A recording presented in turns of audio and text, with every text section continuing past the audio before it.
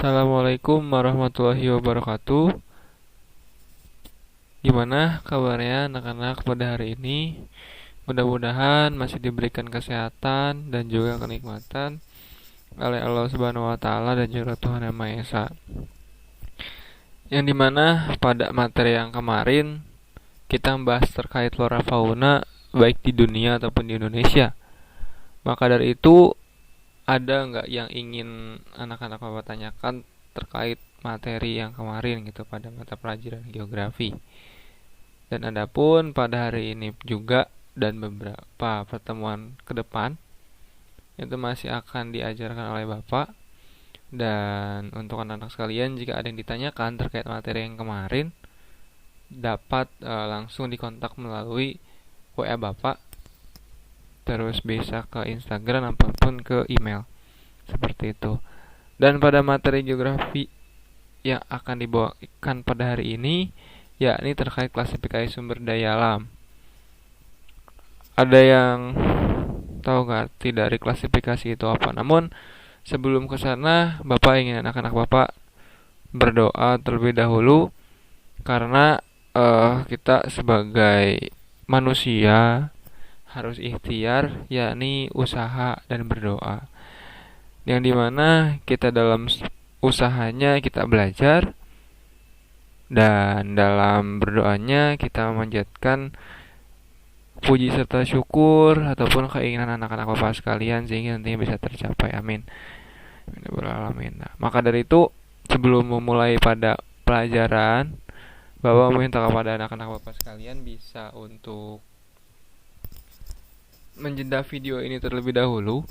Kemudian selanjutnya bisa berdoa terlebih dahulu gitu. Jadi adanya kita sebagai manusia bisa untuk ikhtiar dalam bentuk apapun demi tercapai cita-cita kita atau yang kita inginkan. Asal itu positif ya, udah jelas.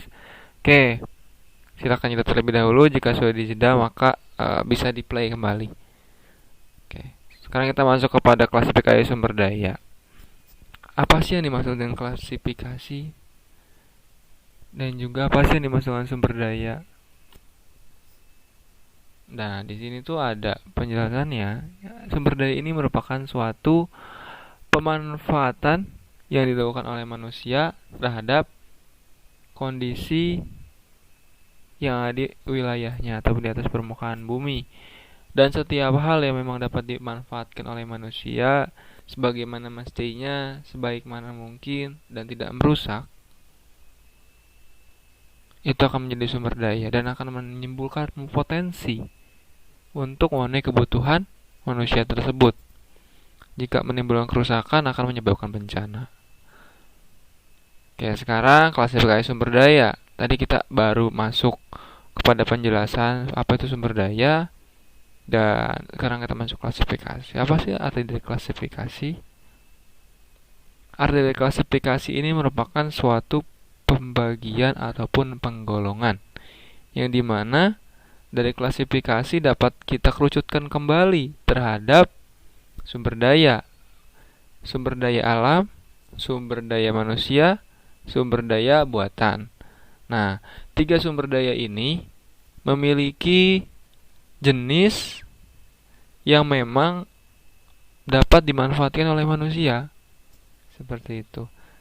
Dan kita, negara Indonesia, memiliki potensi besar terhadap sumber daya yang mampu untuk memenuhi kebutuhan manusia. Nah, apa sih itu sumber daya alam? Sumber daya alam ini merupakan sumber daya yang berasal dari alam, dengan catatan manusia tidak dapat mengembalikan sumber daya alam ini karena sumber daya alam dibentuk oleh alam, diproses oleh alam, namun manusia hanya dapat memanfaatkannya saja. Seperti itu. Dan yang kedua adanya sumber daya manusia. Sumber daya manusia ini apa sih? Sumber daya manusia ini merupakan sumber daya yang ada pada diri manusia masing-masing. Sekarang kita sebagai generasi muda yang nantinya akan meneruskan perjuangan bangsa, kita ini sebagai sumber daya bangsa yang nanti akan menopang segala kebutuhan, segala aktivitas yang memang dapat digunakan untuk kemajuan bangsa dan negara ini. Dan sudah seharusnya, sudah seyogianya kita sebagai anak muda harus mampu untuk mengoptimalkan hal tersebut, karena ada pepatah yang mengatakan bangsa yang baik ini adalah bangsa yang mengenal sejarahnya. Kita sebagai bangsa Indonesia ini mengalami perubahan yang cukup signifikan dari masa kemerdekaan. Saat ini itu adanya proses perjuangan, dan sudah seharusnya kita sebagai sumber daya manusia, khususnya bangsa muda, kita harus berjuang dalam setiap keadaan yang ada seperti itu, dan jangan menyerah. Dan selanjutnya adanya sumber daya buatan. Apa sumber daya buatan? Sumber daya buatan ini merupakan sumber daya yang memang dimiliki atau digunakan oleh manusia untuk mengoptimalkan sumber daya alam lain untuk dimanfaatkan, dan juga untuk menjaga keseimbangan dari alam itu sendiri. Seperti itu. Dan kita masuk kepada sumber daya alam yang tadi telah Bapak jelaskan. Oke, di sini kenapa adanya gambar terumbu karang dan juga ada orang yang snorkeling? Ini merupakan gambar sumber daya alam yang dimiliki Indonesia. Sumber daya alam Indonesia ini tidak hanya di daratan, melainkan di lautan juga ada. Indonesia sebagai negara agraris yang notabene itu merujuk kepada pertanian. Melainkan sumber daya alam Indonesia tidak hanya sebagai agraris saja, dan maritim pun Indonesia memiliki sumber daya alam yang cukup besar gitu, daripada sumber ikan, perikanan maksudnya, terus adanya pariwisata, adanya biota-biota laut yang lain yang dapat digunakan untuk pemenuhan kebutuhan, seperti itu. Oke, selanjutnya klasifikasi sumber daya alam. Klasifikasi sumber daya alam ini merupakan suatu penggolongan daripada setiap sumber daya yang berasal dari alam, yang dapat dibedakan menjadi 3, yaitu adanya sumber daya berdasarkan pemanfaatan, yang kedua sumber daya berdasarkan jenis, yang ketiga sumber daya berdasarkan sifat. Sumber daya berdasarkan pemanfaatan itu apa sih? Sumber daya berdasarkan pemanfaatan ini merupakan sumber daya alam yang memang jenisnya ini dapat dimanfaatkan dalam kehidupan manusia, yang memang bermanfaat jika misalnya diolah atau diproses. Dan sumber daya alam dalam pemanfaatan ini pun dibagi lagi menjadi 3 sub. Yang pertama ada yang sumber daya alam materi, yang kedua sumber daya energi, yang ketiga sumber daya alam ruang. Oke, yang pertama sumber daya alam materi. Sumber daya alam materi ini menjelaskan yaitu sumber daya yang dimanfaatkan dalam bentuk fisik.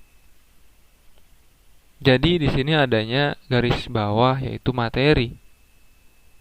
Materi itu sesuatu yang terlihat material, yang dimana dari sumber daya alam materi ini dapat terlihat fisiknya, kemudian dapat dimanfaatkan oleh manusia dalam kehidupan sehari-hari. Nah, contoh dalam pemanfaatan daripada sumber daya alam berdasarkan manfaatan dari jenis materi, adanya batu yang digunakan sebagai bahan baku bangunan, besi yang digunakan untuk sebagai bahan baku bangunan, emas, logam mulia yang memang dapat dimanfaatkan sesuai dengan apa yang semestinya emas miliki, kayak misalnya buat perhiasan.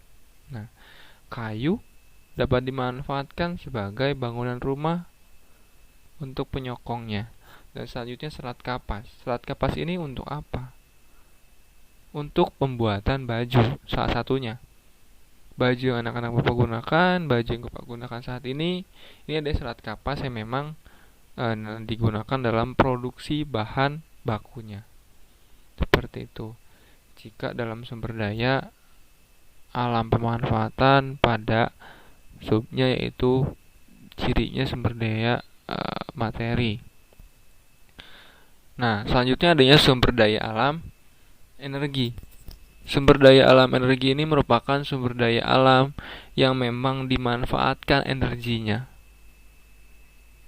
sebagai bahan daripada bahan bakar ataupun ya bahan pemicu untuk mengeluarkan atau dapat dimanfaatkan oleh manusia. Dan energinya ini memiliki energi yang sangat besar sekali karena dalam pemanfaatannya batu bara dapat dimanfaatkan sebagai listrik yang saat ini di rumah-rumah ada. Ini merupakan pasokan listrik yang berasal dari batu bara.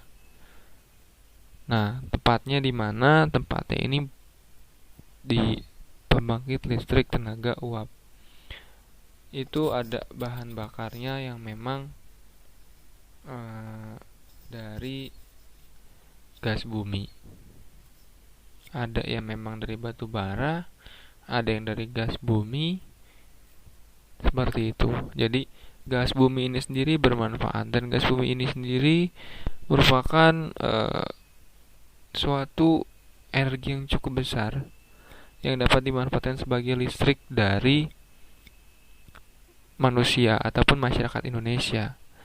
Dan selanjutnya minyak bumi. Minyak bumi dapat dimanfaatkan untuk bahan bakar, yang contohnya saat ini adanya bensin, solar, yang ada premium, pertalite, pertamax, seperti itu. Jadi dari ketiga jenis bahan bakar ini merupakan hasil daripada bahan bakar yang memang dapat dimanfaatkan energinya dalam pemenuhan kehidupan sehari-hari.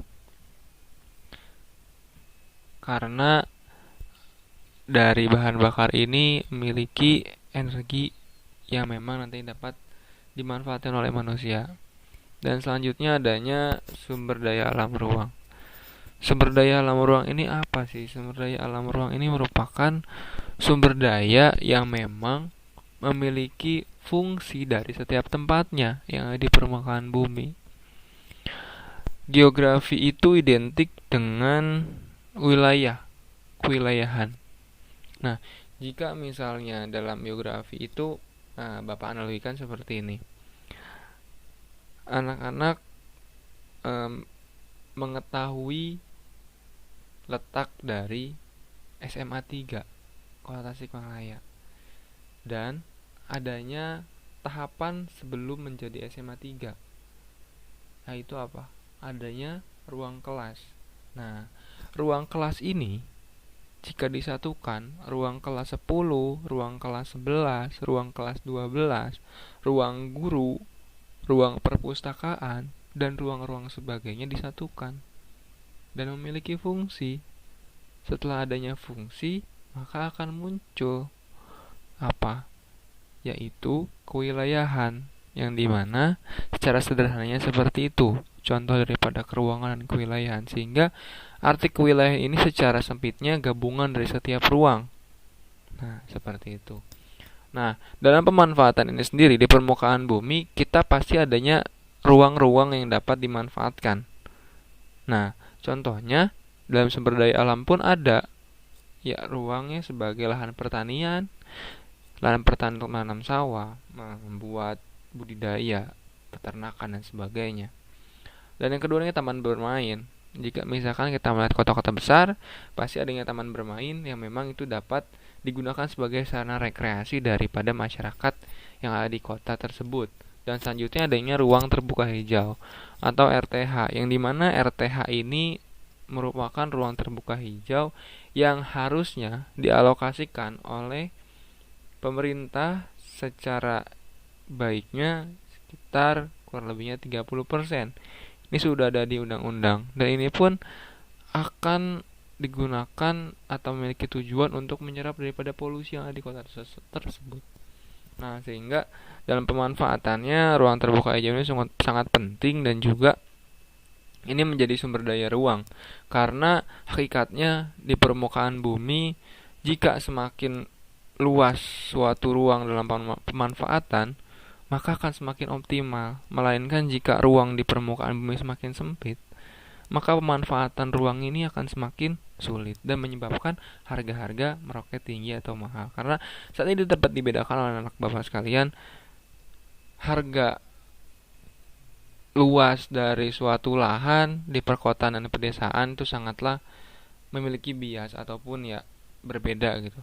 Memiliki perbedaan segi harga dan juga dari segi aksesibilitas ataupun fungsi-fungsinya tersebut, sehingga menyebabkan harga dari setiap lahan kota dan desa ini beda seperti itu. Dan ini pun masuk ke dalam sumber daya ruang.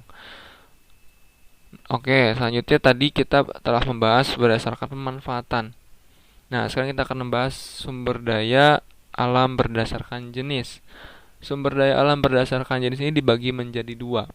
Yang pertama, sumber daya alam hayati, dan yang kedua adanya sumber daya alam non hayati.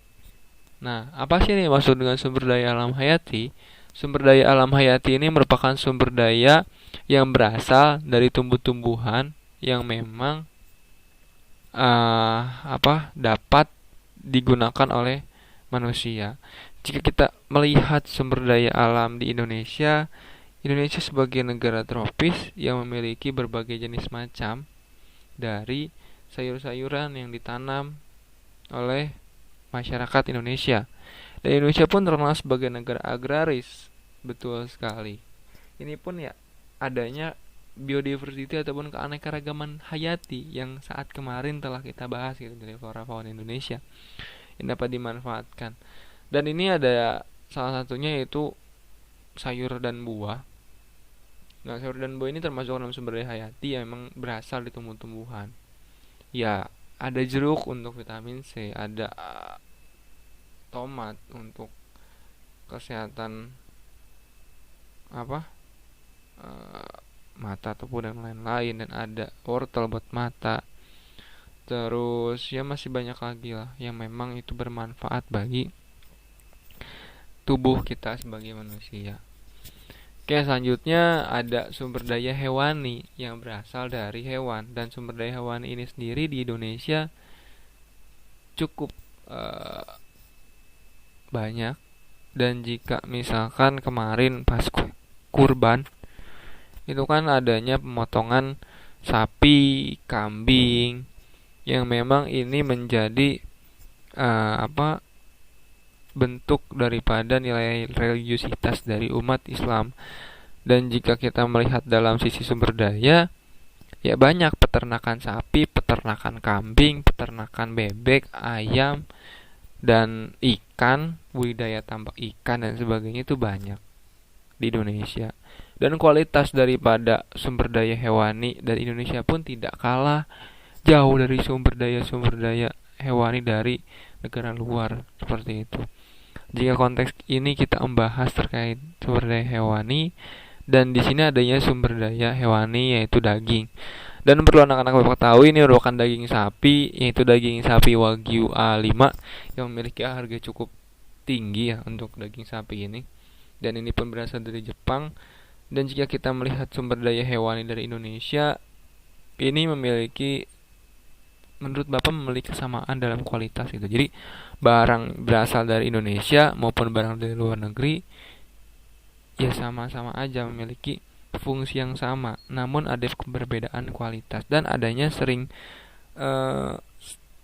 pikiran ataupun stigma itu barang Indonesia itu kualitasnya kurang baik. Namun barang Indonesia ini memiliki kualitas baik gitu loh.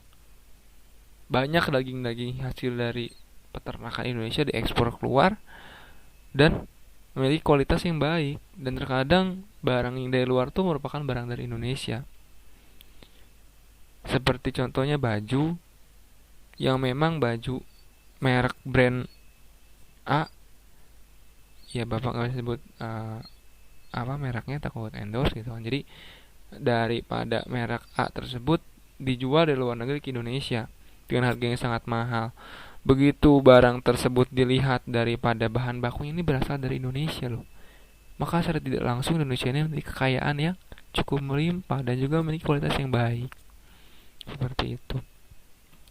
Oke, selanjutnya adanya klasifikasi sumber daya alam berdasarkan sifat.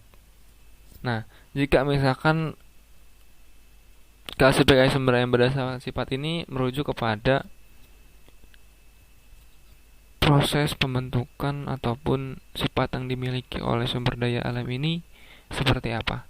Dan ini sumber daya alam berdasarkan sifat ini dibagi menjadi dua. Yang pertama renewable resource dan yang kedua adanya unrenewable resource.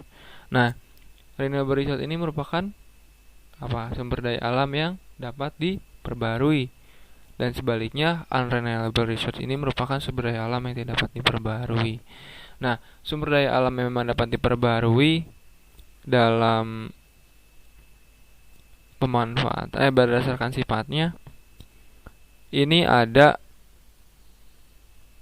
air, tanah, energi matahari, yang dimana dari ketiga contoh yang Bapak cantumkan ini semuanya dapat diperbarui, melainkan sumber yang dapat diperbarui ini bukan semata-mata sumber daya yang memang habis lalu langsung dapat tergantikan, melainkan sumber daya alam ini mereka dapat digunakan lalu habis dan mereka pun bisa untuk kembali pulih, tapi adanya proses atau waktu yang memang dibutuhkan oleh sumber daya alam ini. Ya, air kita saat ini menggunakan air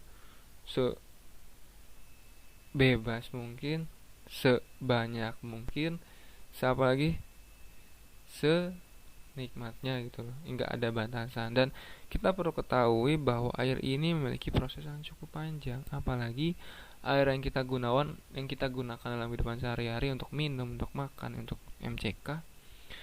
Ini merupakan air tawar. Memang air tawar ini perlunya proses penyaringan dan adanya siklus hidrologi di sana gitu. Siklusnya apa? Siklusnya itu dari permukaan laut yang terkena panas lalu memunculkan evaporasi, penguapan, dan terkondensasi ataupun terkumpul menjadi uap air menjadi awan-awan. Nah, dari awan ini akan terbawa oleh angin dari daerah pantai. Ini pantai misalnya yang datar, misalnya ini pantai nih datar. Nah, terus merujuk ke atas ini sampai ke wilayah pegunungan, baru turun hujan. Nah, turun hujan di sini bukan sekedar turun saja, melainkan adanya proses infiltrasi ataupun penyerapan, dan adanya pohon-pohon di pegunungan-pegunungan ini untuk apa? Untuk mempermudah adanya infiltrasi ataupun penyerapan daripada air hujan supaya dia nggak meleset. Nah, kalau misalkan si air hujan ini meleset, kemungkinan akan menjadikan bencana, ya longsor salah satunya, tanah bergerak. Dan maka dari itu di wilayah pegunungan jangan sampai hutannya gundul, dan ini pun akan mempermudah adanya penyerapan, sehingga dia penyerapan ini pun akan nantinya ada air-air yang tersaring dari tanah kemudian menjadi air tawar yang saat ini kita gunakan menjadi air bersih. Dan banyak di wilayah timur Indonesia sana saudara-saudara kita yang dia kekurangan adanya air bersih, dan kita di wilayah Jawa Barat khususnya Tasikmalaya memiliki sumber daya air yang melimpah. Ya, jangan dihampurkan, jangan dibuang mubazir, itu nggak baik lah. Sesuatu yang dibuang-buang itu kan nggak baik. Nah, selanjutnya adanya tanah ini merupakan hal yang selalu kita temukan sehari-hari. Kita keluar dari luar rumah atau kita dalam rumah, ya kita ini sedang menginjak tanah gitu, hanya dibatasi oleh, kalau teman-teman ada keramik, ya dibatasi oleh keramik, dan keluar kita pakai sendal maka menyentuh tanah langsung. Nah, ini jadi permasalahan apa? Tanah jika misalkan dibiarkan tidak terurus, ya mereka tanah ini akan rusak atau sumber unsur harinya akan hilang sehingga tidak akan menumbuhkan kesuburan. Dan sering adanya suatu istilah di Indonesia ini, jika kita menanam batang kayu pun jadi. Ya contohnya apa? Singkong gitu. Kita setek singkong bakal tumbuh gitu. Nah, terus lanjut dari energi matahari. Energi matahari kita setiap hari, setiap saat, setiap waktu merasakan energi matahari panas pagi-pagi, siang, sore. pagi-pagi sinar matahari jadi apa? Jadi vitamin D untuk tubuh gitu loh. Dan sinar matahari pun bisa saja redup jika misalkan adanya bencana, ya salah satunya kiamat. Terus yang keduanya apa? Yang keduanya itu adanya badai matahari, dan ada perkiraan dari NASA sinar matahari ini akan meredup entah beberapa tahun ke depan karena adanya uh, suatu benda yang memang menabrak matahari sehingga memunculkan si matahari ini akan kehilangan ataupun akan memancarkan zat panasnya seperti itu, dan itu kan menjadi tidak dapat dibayangkan oleh nalar kita gitu, apa yang terjadi dan apakah selanjutnya yang terjadi jika misalkan matahari ini lenyap seperti itu.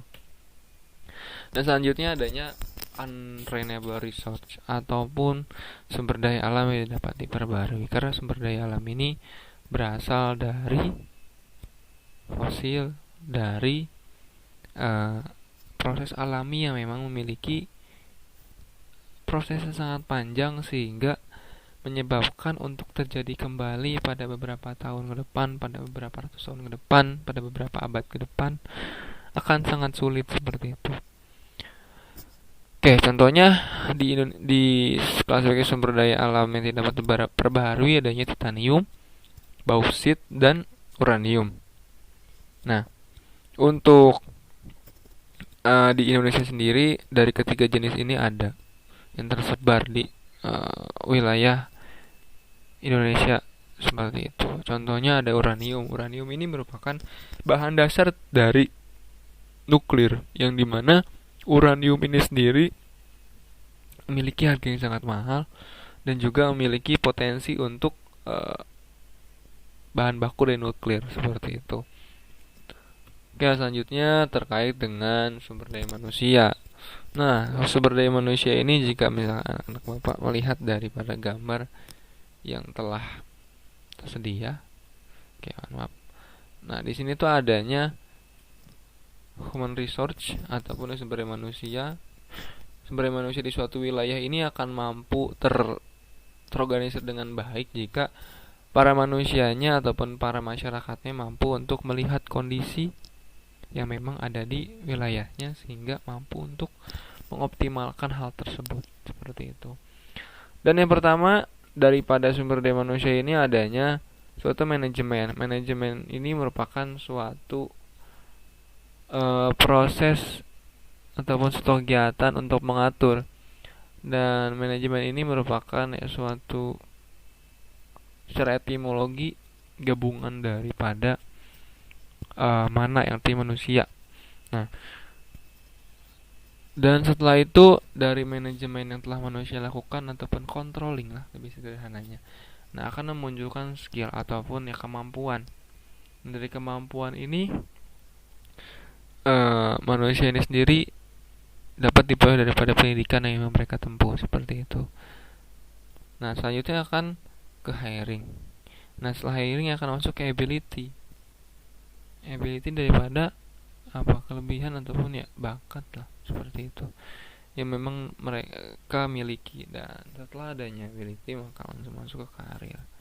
Nah, maka dari itu sumber daya manusia ini merupakan sumber daya yang memiliki potensi yang terkandung dalam diri seseorang, yang memang kita sebagai manusia ini memiliki sifat, memiliki karakteristik, memiliki kemampuan yang memang berbeda-beda. Namun sederhananya atau pengetahuan Bapak gitu, manusia ini nggak ada yang bodoh, tapi manusia ini hanya ada dua pertanyaan: malas atau tidak malas.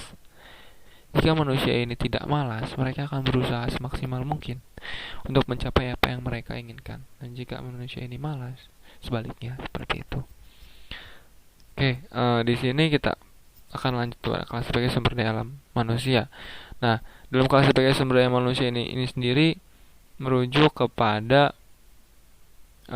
klasifikasi secara kuantitas ataupun kualitas, yang dimana secara kuantitas ini suatu yang dapat dihitung, dan juga daripada kualitas ini sendiri merupakan suatu bentuk kemampuan daripada manusia itu sendiri. Nah, dari kualitas ini sendiri ada jumlah penduduk. Jumlah penduduk semakin banyak, jika misalkan kualitasnya tidak baik, ya akan bobrok ataupun tidak baik. Seks rasio atau perbandingan daripada laki-laki dan perempuan. Jika perbandingan laki-laki ini lebih sedikit daripada perempuan, apa akibatnya? Ya akan memunculkan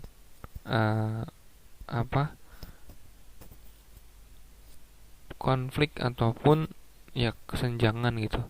Dan jika misalkan perempuan lebih banyak dari laki-laki, akan memunculkan angka kelahiran tinggi.